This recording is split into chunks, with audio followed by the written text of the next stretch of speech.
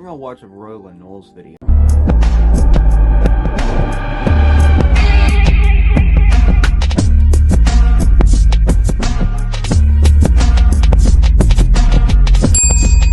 You want a chocolate? I'll take it then. So we're officially 1 week in the 2025. New year, new me. Been a year since y'all seen my videos. And now that y'all have overheard the same thing you probably heard 20 times over the last week, well, had to add one more for y'all. But in this video, we're going to be doing a little update. One, we're going to be going over a little bit of some current project updates, but the primary meat and potatoes of the video is what's going to happen in 25 and a bit of YouTube information. So yeah, let's start. I think a good one is going to be talking about our Jamaican twig anoles, or Anoles valilensi. Now, as you know, got a pair recently, and I made a very good video on it. By that, it's the first video on the new phone, but had a lot of fun making that video because it's a video I enjoy. You know, I really enjoy the species. I got to cover a lot of things, and you know, felt like it really translated how cool this species is to a lot of people. So those are the projects that are gonna happen. As of filming, I can definitely say that female is gravid. Yeah, if she's gravid, she's fat, or the other. But going forward into 2025, obviously I want to reproduce them. I think I'm going to reproduce them very shortly, not to get cocky. But I would like to set up another breeding pair, and another breeding pair, then another breeding pair, another breeding pair, because I want to do 4.4.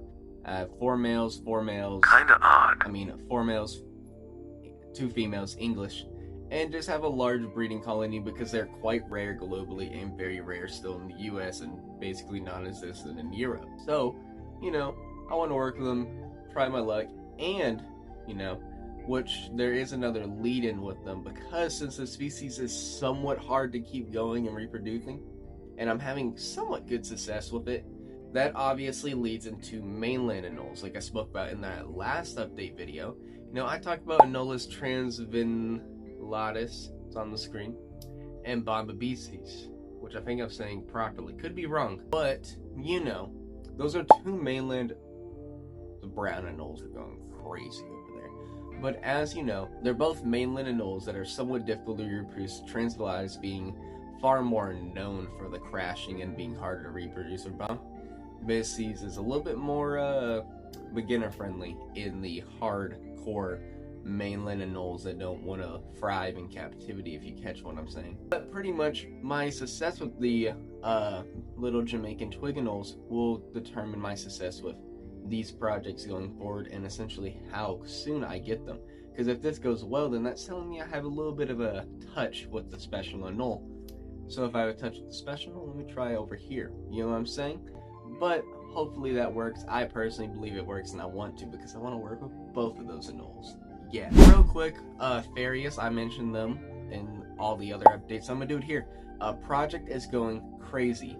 They're doing good over here. We're having fun. And yeah, there's going to be a video coming up very soon about them. That's all I'm going to say here, because I don't want to spoil too much of the fun on the next video. But yeah, watch it. It's going to be soon. Then on top of that, we're going to talk about another project. Blue Beauties and Anoles lutoglaris.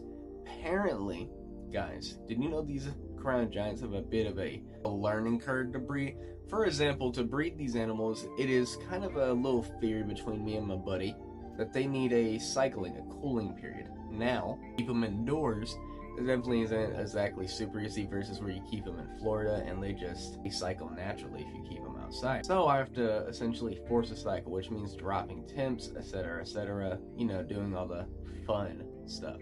So probably won't be any babies for them. But once that gets going and it's confirmed that I can reproduce crown giant anoles from Cuba, I'm going to be buying one of the Ninomorphs. Now, I could buy a Basel albino. I have hets for the regular albino, the more common albino knights, which were pretty cool. They're still here. They're chilling. Big anole activity. But, you know, I'm personally far more of a fan of the Project X or the Hyper Azanthics because they're variable, which means an individual from Group A can look as, you know, look very different from another individual in Group A, and I find that interesting. I want to throw my hat in the bin, but they're quite expensive, so I don't want to buy them and not be able to reproduce them, at least on a consistent basis. That's why they're going to be locked behind barrier entry number 1 and number 2. Now, as you know, we moved locations slightly because, the Barshades male is, trying to court the female right now. That's super sick. I can't touch the cage or he'll freak out and not try to breed. So, yeah. If you see my eyes glancing over there every now and then, you're going to know why for the next couple of minutes. So, going forward into 2025, as you know, I've basically built all my current animals enclosures, and I've finally gotten rid of glass enclosures over here. And it just brings me so much joy to be able to come into my room and all I see is what I made. But is everything I made good? Oh, hell no. Now, as you see over here in this enclosure, we have a trim going around the door. And the reason that's there is, one, it keeps the door from going inside, and it's also keeping the bugs or even baby anoles from going out. Now, it definitely is working because now I've had a lot less crickets get out, which has been a very annoying thing for me trying to figure out because I'm not the best at cutting with straight lines when it comes to plexiglass, and it does chip and break when you cut it as well. That is always going to be a learning curve, but to somewhat negate the issue that comes with the learning curve is that this pretty much does, and it also adds another 3D depth to the enclosure and makes it look better in my opinion. So over the next couple of weeks, I'm going to go to all these enclosures and, do the same thing to them. It's going to look nice, it's going to help out the food getting out, and it's going to be good, sick. Then going into 2025, you see this little space? Well, this little space is wasted space, because if I put an enclosure right here going along this wall, then, well, that means there can't be an cage right here. But if I put an enclosure going this way, well, that's horribly inefficient because I can barely open the door if it's like that. So you see what I'm saying? So I'm going to be building a triangle enclosure. Now, the goal for the triangle enclosure is to essentially have a triangle cage, but with 2 doors, so it's technically 2. And that's how I want to do it, to keep some of my smaller anole species or just smaller reptiles. And I'm thinking if I move this just a tad bit, it would be big enough to house some more Jamaican twig anoles, which I think would be sick to do, but obviously building a triangle cage is complicated, and it's going to take some time, and I can imagine I'm going to break a lot of eggs in the process. Then, enclosures that I've currently making are sitting around here that are going to get rebuilt is going to be the Leechii enclosure. As you're seeing on the screen, there is one pretty glaring issue, is that it's one smaller than the Farius cage in height by an inch. It's also slanted at the roof because the wood got cut really, really funky. And it's just overall not that appealing next to the other cages. Then, as you see the Blue Beauty cage, well, there's one missing issue from the loots, because I just felt like being different, wanted to see what it would look like. I, in fact, did not like it. So I'm going to be going over and, well, adding a little piece of wood there, because it, to me, looks ugly. Yeah. Now, since we're still in the realm of enclosures, as you know, this enclosure has a background in it. But for some reason, my background magic has completely disappeared and the dirt is coming out the foam, which makes it ugly. So I'm lost on that because I literally copied someone's method from a video, and I don't know, I'm annoyed. But it didn't work out, and it took, honestly, a ridiculous amount of time. So what I wanted to learn is how people use those foam sheets. Actually, better yet, I actually want to learn how people use these, cut them up, essentially make ledges, which making a ledge after cutting it up is pretty easy, I don't feel like I need to explain that. But the hard part is, well, doing the thing that comes outside of that, which I've noticed there's 2 ways. You either dry lock it, and then you put stuff on it like the dirts and paints, but that's still in the realm of that, and I don't want to do all this for it to fall off, because that's just really bummed. Like, that's just not, you know what I mean? It's not fun. So I spoke with my buddy in Canada, who also works at Jamaican Twiganoles, but he knows a couple of people in the zoo realm. And what they'll do at zoos is they'll use stuff like this, and they'll make their ledges, they'll make whatever, and they'll encase it in concrete. And I knew about the concrete method, but I was a little scared to try because I was like, what if the, chemicals, blah, blah, blah, this and that? Because I wasn't sure, and I just wasn't finding a lot of information.